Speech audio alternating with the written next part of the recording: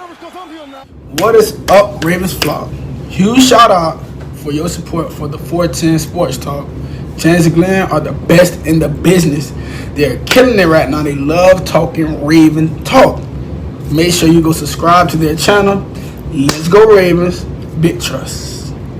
Welcome in, everyone, to another episode of 410 Sports Talk. I'm Glenn Martin here with my co-host James Haskell.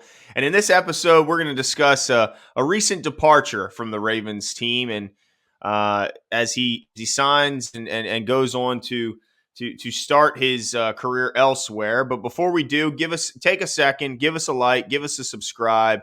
It's the easiest way to help us out. But Jimmy, let everyone know who is no longer a member of the Ravens. Yeah, once deemed a potential Taysom Hill-esque type player, former big name quarterback out of Penn State, Trace McSorley, throws it on a dime.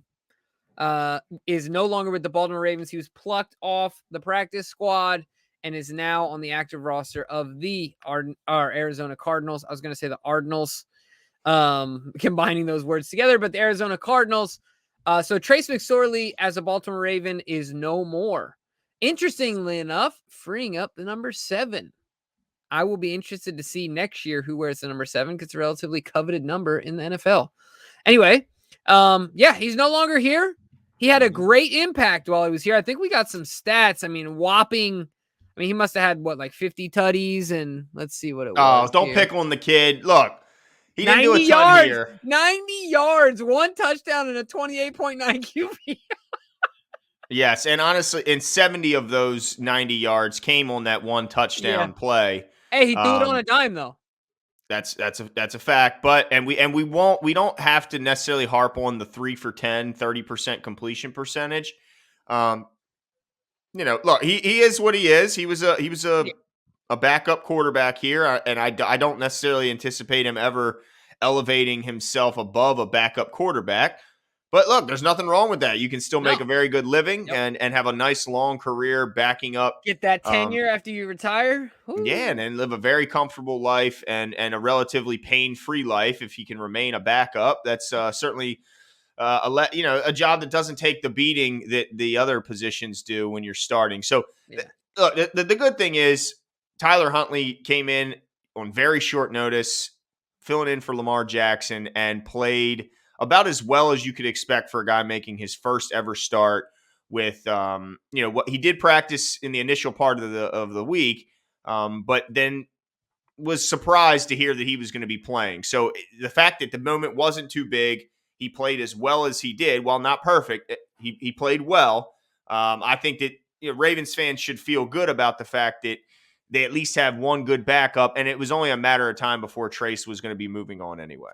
Yeah, absolutely. While I joke, I mean, look, I enjoyed the time he had here. I think he was given an honest shot and was just simply beat out. And it's no knock to him, the fact that he was drafted and Tyler wasn't.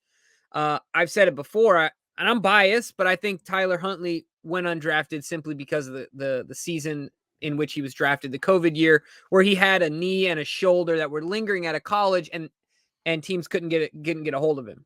So there was in a regular year, there's a high likelihood that he would have been drafted in front of where Trace was drafted. Mm-hmm. And so, it's not like he lost out to a guy. Obviously, we've seen him play out there. It's not like he lost out to a guy that doesn't know how to play football, right? We had a solid quarterback room with those 3, and we hope for nothing but the best, unless we end up playing against him in the Super Bowl or some other game, right? But we hope for the very best for Trace. It's a good move for him. I mean, this is a good move. Gets a fresh start elsewhere. It looks like right now Tyler Huntley is the backup for the near future, and until he gets an offer elsewhere to have a possibility to compete, or he could end up being Lamar's long-term backup if it plays out that way. But good for him in the sense that Kyler Murray is obviously still dealing with an injury that they keep saying he's close to coming back, and yet Colt McCoy continues to start in Arizona. Yeah. Well, them signing this guy either means there's an injury with Colt, or the injury to Kyler Murray is more severe than originally they thought. Because why else would you sign a guy? Not just to remind everyone, they're not signing him to their practice squad. That's not the case. They have to sign him to their active roster.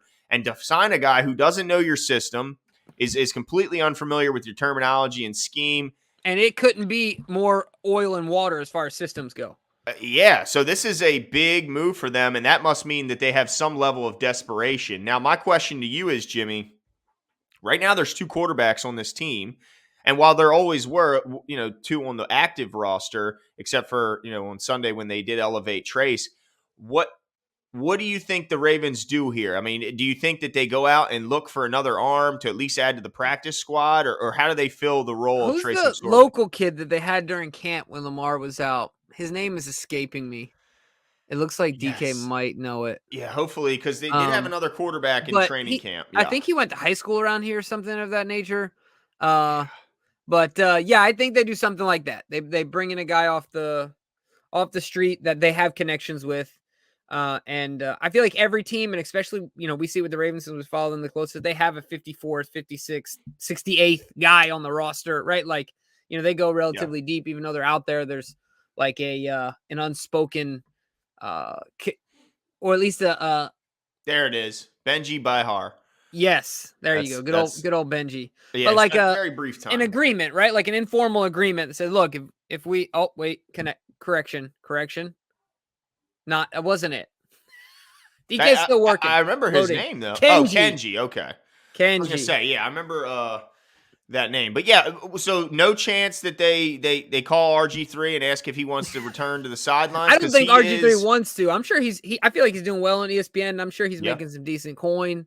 Yeah. But do you think if that fire still exists, he hasn't technically retired yet? Nah, he's done. Okay. All right. I mean, I just don't get why he poor RG3, and I say this affectionately. The poor man looked. People have talked about Mike Vick looking punch drunk at the end of his career. Poor RG3, and like I said, I say it affectionately. I think he's a good dude. Yeah. Man, he looked beat up. Even when healthy, like he looked beat up. Do you know what I'm saying? Yeah. So I wouldn't want to see him like an old man there. out there, didn't he? Yeah, it's like Rocky and Rocky Balboa. Yeah. He looked his age, and like you said, he's doing a great job on ESPN and probably getting paid very handsomely to not be hit by anyone, punched in the stomach by TJ Watt or anything like that. He had to deal with his last stint here. Seriously though, really quickly, who would win a fight? TJ Watt or Jake Paul? I mean, I'd like to think TJ Watt, but at this point, I got to say Jake Paul. I mean, I'm not a fan of his, but after the punching on display that we've seen from TJ Watt, that's true. That's true. We know he's got a nice midsection shot to him because he's certainly practiced a lot on and the overhand. He's got the uppercut. Like, man, I wouldn't want to take a right hook from him. That's for sure, or uppercut, no doubt about it. So you think that right now they'll just operate with, even though the Lamar's, the issues he's had with his stomach issues. I mean, does that make you any more inclined to think they might go after a vet? It certainly does, because you just don't know, right? Now you only have 2 guys that know the system, and you don't have a guy like Trace that can come in and keep the boat afloat to some extent, right? So it does make me a little nervous, but apparently it doesn't make the Ravens nervous. So, relatively breaking news. I mean, this did happen today, so there still could be some time there, but the trade deadline is passed, folks. So there will not be any trades that they can make. So the best, it's either a free agent or you're signing someone off the practice squad of another team. Let me ask you this, Glenn. There's a lot of people I think that are going to watch this. They're going to say they want Trace. They would have wanted to keep Trace over Tyler still to this day. Trace McSorley has a huge following. People love him. They love themselves some Trace.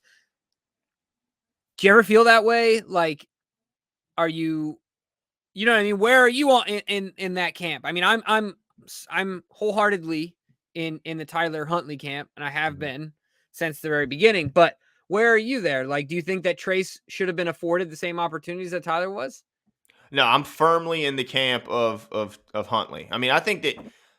I mean, how can you not be super impressed with him? Yeah, was he perfect? Did he go out there and throw a bunch of touchdowns? No, he didn't. But every time we see him, he's been put in these adverse situations. Like, he comes into the Buffalo game, in the second half of the game, and, the moment's not too big for him. Now he comes in, he's playing a team off their bye week with a bunch of key contributors out all around him on relatively short notice, making his first career start, and he gets the ball down by, he was down 4 with a minute and a half left, and he leads them to the game-winning touchdown drive. I think just his poise and his ability to bounce back and be resilient through tough situations is plenty enough from what the coaches. That's all they needed to see. And I think every fan should really get behind this guy. He's been absolutely impressive with the hand he's been dealt. Yeah, I agree 100%. And with that being said, there will still be people that would have preferred to have Trace McSorley. But I think DK has the real question here. Will Trace McSorley's social media hype continue in Arizona? No. Heck no. How could it? I mean, look, Look, Colt McCoy has looked ridiculously good in filling in for Kyler. Unbelievably good. This is all it takes. Kyler, he's missed a group of games in the past 2 seasons. Mm-hmm. All Trace needs is one shot. Look, all it really took was that Hollywood pass, right? I mean, that's all it really took. Yeah. A pass to Hopkins. Think about all these weapons he's thrown to potentially. You don't think Trace McSorley thinks he can outplay Colt McCoy in a couple weeks? Well, this could very well be a situation where this is Colt McCoy's last year, and they're looking for a backup for Kyler Murray going forward. That could be the case, but you keep a third quarterback just for that? Yeah, that's the question. So to me, there's got to be an injury dealing with Colt, or there has to be maybe a setback, or they're uncovering some new information about Kyler. So I'm saying yes to the question, though. I'm saying yes. I think it snowballs. But when you say I don't think there's ever going to be a scenario where in Arizona they have callers calling saying we want Colt. I mean, we want Trace to start over Kyler. No. I'm just saying the rabid social media following that Trace McSorley got because of the videos. The proximity to Penn State, though, I think played a role in his hype here. I don't think he'll get that same hype all the way in Arizona. Once you're in that algorithm, baby. I guess so. Look, there's still going to be a loyal base, but, I mean, I have a feeling they really like themselves some Kyler Murray out in Arizona. Yeah. No, for sure. Yeah. I'm not saying that there'll ever be an uprising for him to start over Kyler. I mean, that would be just insanity. But I think he'll be one of the more popular backups for his tenure in the NFL. Okay. Yeah, that's fair. Yeah. So let us know what you guys think. Mm-hmm. That's really the big question here. We're happy for Trace that he's going to get at least more of an opportunity to be a true number 2 instead of hover on the practice squad, whether it's this year or next year. But do you guys agree with the move? 2 questions. Does it make you concerned with Lamar's status up in the air, Trace being gone? The timing is not the best, right? But also, are you camp Trace McSorley and thinking that if he was given the same opportunities as Tyler, he would have done as well, if not better? Let us know what your thoughts are. Leave all your comments below, and we will talk to you guys soon. See you.